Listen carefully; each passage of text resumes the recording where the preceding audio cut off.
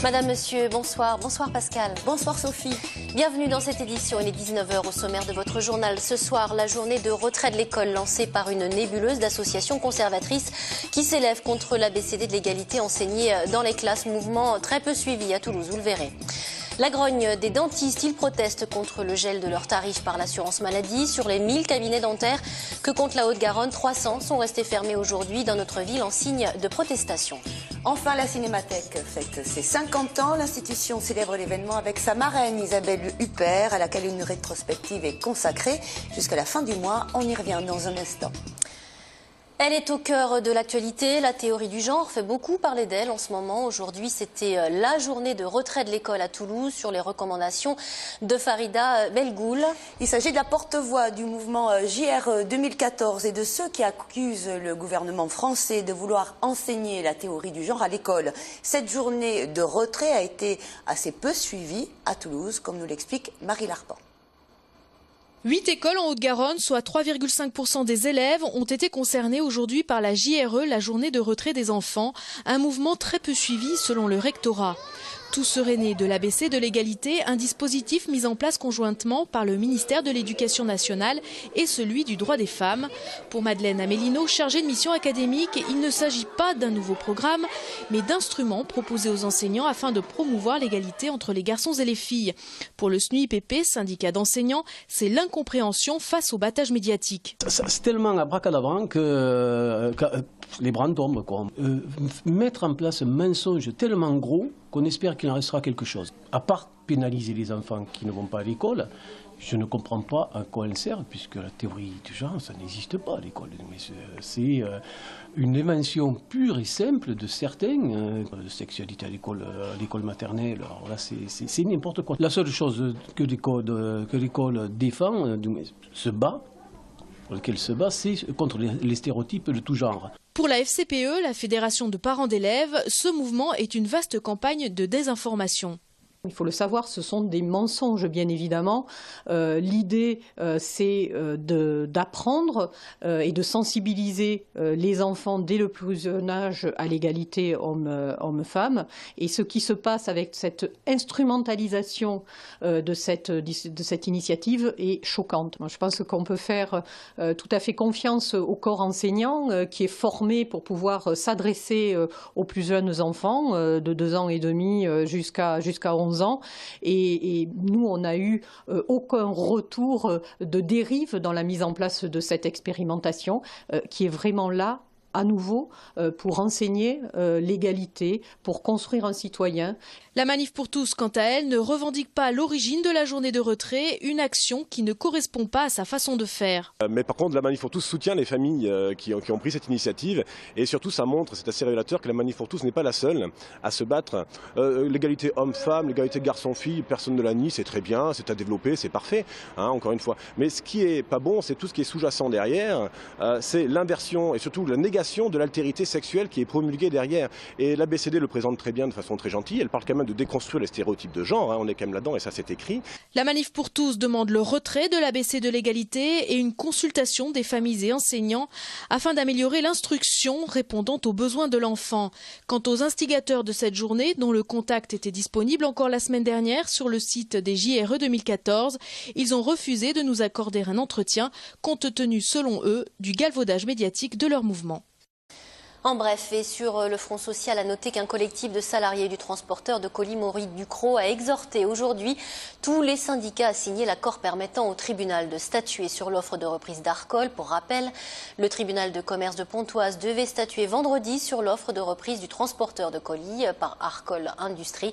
Il a reporté l'examen du dossier à demain. La raison, la CFDT, premier syndicat de l'entreprise, a refusé de signer l'accord par crainte de l'utilisation d'une clause suspensive par Arcole Industrie. Je vous rappelle que Maurice Ducrot compte plus de 5000 salariés dans toute la France, dont une centaine à Toulouse. Elle a été placée en redressement judiciaire fin novembre 2013. Arcole Industrie, principal actionnaire de l'entreprise, a fait une offre de reprise qui prévoit de sauvegarder 2210 emplois sur plus de 5000. Eux aussi se mobilisent. Une fois n'est pas coutume, les dentistes font parler d'eux. La Confédération nationale des syndicats dentaires, la CNSD, a appelé tous les chirurgiens dentistes libéraux à fermer leur cabinet aujourd'hui. Elle proteste contre le gel des tarifs par l'assurance maladie. Si les soins conservateurs comme la prise en charge d'une simple carie sont bon marché, prothèses et orthodontie sont eux hors de prix. Voilà ce que dénonce notamment la CNSD. Le point sur ce mouvement de grève à Toulouse. Tous les chirurgiens dentistes n'étaient pas en grève aujourd'hui. Selon la CNSD, Confédération nationale des syndicats dentaires, qui a lancé l'appel à la grève, quelques 300 cabinets dentaires sur les 1000 du département étaient fermés. La CNSD dénonce la non-revalorisation depuis 25 ans des remboursements des prothèses et des soins d'orthodontie par la sécurité sociale. Conséquence, les dentistes augmentent la partie de leurs tarifs non remboursés, ce qui pénalise les patients. Il y a 25 ans, une couronne de base était remboursée 75,25 €. Elle est toujours remboursée aujourd'hui. Or, les matériaux, les techniques ont évolué et les tarifs ont suivi.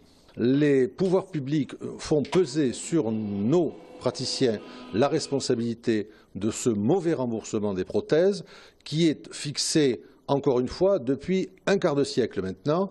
Pourquoi les tarifs sont-ils différents au centre-ville d'une grande capitale ou à l'extérieur dans une petite campagne? Il y a des frais de charge, des frais de location, des frais de taxes professionnelles et j'en passe qui sont différents évidemment et des frais de réalisation de ces prothèses qui peuvent être différents en fonction du patient. Pour faire face au coût de fonctionnement des cabinets et pour pouvoir baisser le prix des prothèses dentaires, la CNSD souhaite que l'assurance maladie réévalue leurs honoraires parmi les plus bas d'Europe et double le tarif des actes remboursables comme le détartrage, le traitement d'une carie ou encore la dévitalisation d'une dent. Autre motif de protestation, les gardes dentaires ne sont pas assez rémunérés. Depuis 2 ans, nous avons signé des accords avec la Caisse nationale d'assurance maladie. Ces accords sont signés. Il ne reste plus au ministre qu'à mettre une signature au bas d'un décret pour que ces gardes soient réévalués. Pourquoi ne le fait-il pas? On ne sait pas. Les dentistes adhérents à la CNSD sont en grève illimitée des gardes jusqu'à la publication de ce décret. De plus, les télétransmissions des feuilles de soins papier seront bloquées dès demain et jusqu'au 8 février pour alerter et impliquer la sécurité sociale. Des nouvelles du robot Curiosity à présent sur Mars, dont les roues sont détériorées. Après 1 an et demi passé sur la planète rouge, le robot doit être réorienté par les scientifiques qui cherchent un chemin moins caillouteux vers le mont Sharp pour préserver les roues du rover, Pascal.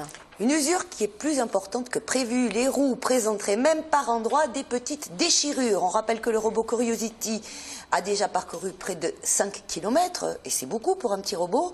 Depuis son atterrissage sur Mars en août 2012, il lui en reste presque autant pour arriver au pied du mont Sharp d'ici à mai-juin prochain. Voilà, un vaillant petit robot dont on suit les aventures sur TLT. Transport à Toulouse à présent avec une bonne nouvelle. On enregistre en effet plus 50% de fréquentation de la ligne du tramway T1 par rapport à l'année dernière. À la même période, c'est le résultat, semble-t-il, de la mise en service du nouveau tronçon entre Arène et Palais de Justice et qui permet la jonction entre les 2 lignes de métro A et B. La Cinémathèque de Toulouse à l'honneur, créée par Raymond Borde en 1964, c'est une véritable institution. Une collection de 42 films inventoriés de 1902 à nos jours, 2 salles de projection, une bibliothèque et une salle d'exposition. La Cinémathèque est bien sûr dédiée à la mémoire du cinéma. Et oui, elle fête aujourd'hui ses 50 ans avec sa marraine, l'actrice Isabelle Huppert, à laquelle une rétrospective est consacrée jusqu'à la fin du mois. Pour l'occasion, Natacha Laurent, la directrice de la Cinémathèque, nous a accordé un long entretien depuis l'espace EDF Bazacle où se tient actuellement une exposition exceptionnelle d'affiches de cinéma du peintre toulousain André Azaïs. On écoute cet entretien réalisé par Jean-Marc Lucas et Alain Sorat. Bonsoir à tous, nous sommes avec Natacha Laurent, déléguée générale de la Cinémathèque, ici dans ce lieu incroyable, EDF Bazacle. Natacha Laurent, la Cinémathèque a donc 50 ans. Est-ce qu'on peut rappeler un peu ce qu'est la Cinémathèque? La Cinémathèque de Toulouse, c'est d'abord l'une des principales collections de cinéma en France. Elle est née effectivement en février 1964. Et aujourd'hui, Jean-Marc, c'est 42 300 copies inventoriées, 500 000 photos, 75 000 affiches de cinéma. C'est la première collection d'affiches de cinéma de France. Et à l'espace EDF Bazacle, nous avons donc exposé quelques-uns de nos plus beaux trésors. Alors justement, parce qu'on parle souvent de de film pour la Cinémathèque, il y a aussi ce qu'on appelle le non-film, c'est-à-dire? Le non-film, c'est tout ce que le cinéma produit qui n'est pas de la pellicule, c'est-à-dire des photos, des affiches, des scénarios, des costumes, des dessins, des livres, des revues. Voilà, c'est tout ça. Bien, ouais. Alors ici, on a, on va dire, un lieu exceptionnel et une exposition exceptionnelle. C'est donc André Azaïs. Alors, qui était cet homme? André Azaïs était un Toulousain, c'était un peintre de façade de cinéma toulousain qui est né en 1918, mort en 1989 et qui a toute sa vie peint des affiches de façade, Jean-Marc. Et ces affiches de façade, elles étaient pour la façade du Royal, le cinéma Le Royal, qui était au 49 rue d'Alsace-Lorraine. Alors, courez tous voir quelle est aujourd'hui la façade du 49 rue d'Alsace-Lorraine. Et donc, il a créé chaque semaine, il crée pour les 6 plus grands palaces du centre-ville de Toulouse des affiches de l'unique film qui était en promotion, qui était donc programmé dans les salles. Et ces affiches ont été retrouvées et hébergées en 1977 par le fondateur de la Cinémathèque de Toulouse, Raymond Borde, quand le cinéma Le Royal a fermé définitivement ses portes. Alors vous dites l'affiche de l'unique film, mais ce sont des exemplaires uniques d'affiches aussi. Absolument, ce sont des exemplaires uniques d'affiches peintes à la main sur du papier et qui n'ont donc aucun équivalent. C'est la seule collection en France d'affiches de façade peinte à la main et probablement l'une des seules en Europe. La collection compte 184 affiches et nous en avons ici sélectionné 22 pour le plaisir du public. Alors ce qu'on oublie, c'est le gigantisme. C'est quoi? C'est des 2 mètres par 5. C'était à l'époque du cinéma, il fallait que ce soit très visuel. On disait venez chez nous. Voilà, c'est ça exactement. Il fallait qu'elles étaient spectaculaires, colorées par nécessité et donc elles étaient, si vous voulez, c'était la première chose que le spectateur voyait dans la rue. Et là, vous avez effectivement des affiches qui font 2 mètres sur 5, mais il faut savoir que c'était les plus petites des plus grandes parce que voilà, il y avait dans les photos. Exactement. Sur les photos, vous verrez que la façade, par exemple, des variétés, la façade des nouveautés, la façade du Plaza, était beaucoup plus grande. Certaines pouvaient faire 10 mètres. Et ce qui est extraordinaire, c'est que ces affiches ne rentraient, si j'ose dire, que sur la façade d'un seul cinéma. Elles sont faites sur mesure pour une façade. Un temps qu'on a oublié. Alors, une personne qu'on n'oubliera jamais, qu'on n'oublie pas, c'est Isabelle Huppert. Isabelle Huppert est la marraine des 50 ans de la Cinémathèque. Oui, c'est la marraine. Elle a accepté. Donc, elle est là ce soir. Et elle est là, je dirais, pendant 15 jours à travers 20 films que nous avons sélectionnés avec elle pour montrer toute la richesse de cette carrière extraordinaire qui est loin d'être terminée. Une très grande actrice, magnifique actrice qui écrit une page très importante de l'histoire du cinéma mondial et qui est en même temps une amie très fidèle de la Cinémathèque de Toulouse. Isabelle Huppert était venue en 1997 à la Cinémathèque en compagnie de Daniel Toscan du Plantier. Elle y est revenue en 2003 en mémoire de Daniel Toscan du Plantier. Et je crois aussi que sa décision de ce soir, c'est aussi en mémoire de Daniel Toscan du Plantier. Elle veut montrer justement que le cinéma n'est pas que parisien. Une cinémathèque, c'est telle une boîte dans laquelle il y a un trésor. Voilà. Je crois que pour elle, ce qui est clair, c'est que la collection est universelle et le cinéma a cette dimension qui dépasse complètement les frontières.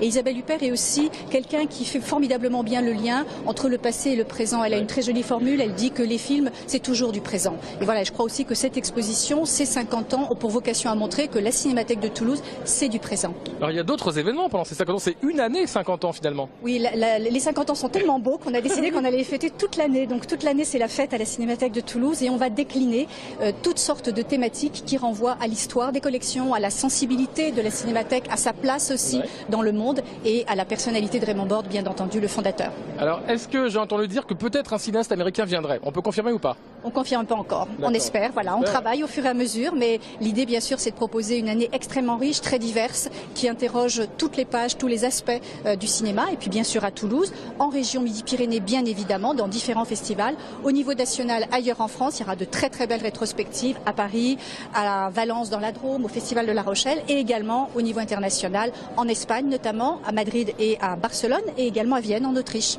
Natacha Laurent, vous êtes la reine avec Isabelle Huppert de la soirée. Merci à vous, Sophie et Pascal. Allez, on ouvre une page sport à présent avec un beau week-end pour les amateurs de rugby et de foot. Les Toulousains du 15 de France ont littéralement crevé l'écran samedi face à des Anglais, pourtant toujours aussi vaillants. Victoire, faut-il le rappeler, 26-24 avec un essai salvateur et magnifique de Gaël Fickou. Magnifique. Une belle entrée en matière dans ce tournoi Destination, Pascal. De son côté, le TFC n'a pas démérité en ramenant le nul du stade Vélodrome. Les hommes d'Alain Casanova auraient même pu ramener une victoire de Marseille.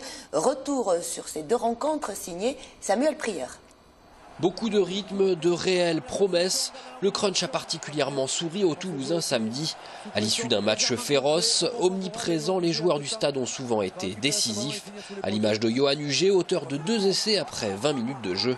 Autre rouge et noir remarquable et qui symbolise la victoire face au grand rival anglais, c'est Gaël Fickou, pas encore 20 ans, qui a conclu un magnifique mouvement tricolore à l'instinct et à pleine vitesse. Sa première réalisation en bleu, Jean-Marc Doussin, en tant que demi de mêlée et buteur, a lui aussi démontré tout son caractère. Mention spéciale à Yannick Nyanga, plein de punch et virevoltant dès qu'il porte le maillot frappé du coq. Victoire à l'arraché du 15 de France, 26-24 face à l'Angleterre. Le tournoi des 6 nations est bel et bien lancé. Le Stade Toulousain peut être fier de ses internationaux. Le club rouge et noir devra se passer d'eux le week-end prochain face à Montpellier, car le 15 de France défiera l'Italie dans le même temps. Du côté du TFC, la tâche ne s'annonçait pas facile au Vélodrome. Pourtant, les Violets ont largement fait jeu égal avec l'Olympique de Marseille. Menés au score par 2 fois, les joueurs d'Ala Casanova ont affiché une belle maîtrise pour recoller au score. Au final, un match nul 2 partout. Les buts toulousains sont signés Ben Yedder et Aurier. À noter la première prestation en Ligue 1 du gardien Zachary Boucher. Préféré à Hamada, le portier toulousain a d'abord été surpris par l'entame olympienne, mais sa copie a ensuite été jugée encourageante. Très précis au pied, Boucher sera donc une des attractions lors de la prochaine rencontre du TFC. Ce sera vendredi prochain au Stadium contre Saint-Étienne. Avec un match en retard, le TFC occupe la 13e place du championnat. On termine avec de la BD et la 41e édition du Festival d'Angoulême qui s'est achevée hier. Le Fauve d'Or du meilleur album a été attribué à Come Prima d'Alfred aux éditions Delcourt. Le déjà multi-récompensé Mauvais Genre aux éditions Delcourt également de Chloé Cruchaudet a reçu pour sa part le très convoité prix du public Cultura. Oui, et ce cru 2014 devrait faire taire ceux qui reprochent d'une année sur l'autre au Festival d'Angoulême une tendance élitiste. La bande dessinée, c'est 36 millions d'albums de BD vendus en France en 2013. Jean-Marc Lucas, quant à lui, est allé y dénicher les auteurs de la Ville Rose présents au festival, Lost in Charente en quelque sorte. Angoulême, autrement dit le festival de Cannes de la bande dessinée. Les fans s'y bousculent et les auteurs donnent le change par le biais de dédicaces. De techniques, le dessin style tableau de la chapelle Sixtine qui prend 3 heures, ou alors une petite œuvre rapide qui rend le lecteur heureux. C'est le côté altruiste du dessinateur toulousain Coyote. J'essaie de faire des dédicaces rapidement parce qu'il y a beaucoup de monde. J'ai un petit côté, mon côté social à moi, c'est le fait que j'ai envie de faire plaisir au plus grand nombre et les satisfaire tous. Je passe 10-12 minutes avec chaque personne, le temps de faire le dessin, de parler un petit peu. Et nous avons trouvé le comble du biker qui dessine sur l'univers de la moto. Accrochez-vous au guidon. Alors je ne fais jamais de moto, paradoxalement en dédicace, parce que c'est trop long. Même moche, une moto, ça prend du temps. À Angoulême ce week-end, nous avons aussi rencontré le Revellois Bézian qui a fait 38 festivals, soit en tant qu'auteur, soit en tant que visiteur, sur les 41. Un des gros avantages d'Angoulême depuis le début, depuis le tout premier, c'est que ça a tout de suite été un festival international. Et du coup, c'était l'endroit où on pouvait rencontrer tout le monde, c'est un grand mot, mais des gens qu'on ne verra nulle part ailleurs. Et en plus, sans aller à Paris. Bézian, lui, est plutôt mi-figue, mi-raisin sur la dédicace. Il se méfie des chasseurs. Est-ce qu'on a quand même une partie de gens qui achètent des albums pour les faire dédicacer, les revendre sur eBay? Ça, je ne peux pas appeler ça du lectorat. Vous voyez? Il y a une partie de nos lecteurs, oui, évidemment. Il y en a une partie, c'est autre chose. Fans ou spéculateurs, avec en moyenne 200 000 visiteurs par an, le Festival d'Angoulême ne connaît pas la crise. Voilà, et à noter tout de même que c'est l'Américain Bill Watterson, le père de la série culte Calvin et Hobbes, qui a été couronné dimanche par le Grand Prix d'Angoulême. Voilà, c'est la fin de ce journal. Merci Pascal de m'avoir accompagné. Soignez ce rhume. Oui, je vais tout de suite le faire. Excellente soirée à tous. À demain sur TLT.